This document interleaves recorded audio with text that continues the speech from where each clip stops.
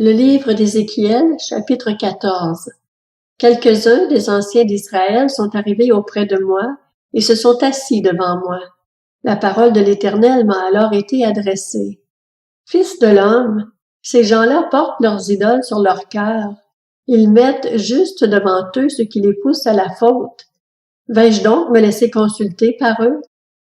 C'est pourquoi parle-leur. Tu leur diras, voici ce que dit le Seigneur l'Éternel. Tout Israélite qui porte ses idoles sur son cœur et place juste devant lui ce qui le pousse à la faute, s'il vient s'adresser au prophète, moi l'Éternel, je lui répondrai. S'il vient, quel que soit le nombre de ses idoles, j'agirai de cette manière afin de toucher le cœur des Israélites qui se sont détournés de moi à cause de toutes leurs idoles. C'est pourquoi annonce à la communauté d'Israël, voici ce que dit le Seigneur l'Éternel. Revenez à moi et abandonnez vos idoles, abandonnez toutes vos pratiques abominables.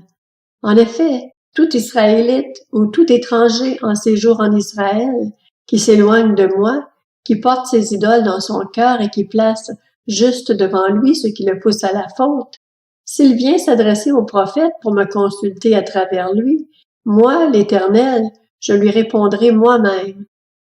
Je me retournerai contre cet homme, je ferai de lui un signe, un sujet de proverbe, et je l'exclurai du milieu de mon peuple. Vous reconnaîtrez alors que je suis l'Éternel. Si le prophète se laisse séduire et prononce une parole, c'est moi l'Éternel qui aurai séduit ce prophète. Je déploierai ma puissance contre lui, et je le ferai disparaître du milieu de mon peuple, d'Israël. Ils supporteront ainsi les conséquences de leur faute. La peine du prophète sera pareille à la peine de celui qui le consulte, afin que la communauté d'Israël ne s'égare plus loin de moi et qu'elle ne se rende plus impure par toutes ses transgressions. Alors ils seront mon peuple et je serai leur Dieu, déclare le Seigneur, l'Éternel. La parole de l'Éternel m'a été adressée.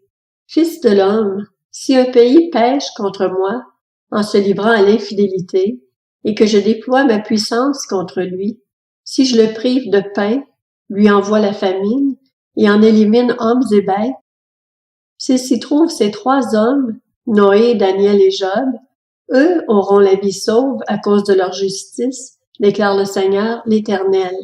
Si je fais parcourir le pays par des bêtes féroces qui le dépeuplent, s'il devient un endroit désert, par où personne ne passe à cause de ces bêtes, s'il s'y trouve ces trois hommes, aussi vrai que je suis vivant, déclare le Seigneur, l'Éternel, ils ne sauveront ni fils ni fille, eux seuls seront sauvés, et le pays deviendra un endroit désert.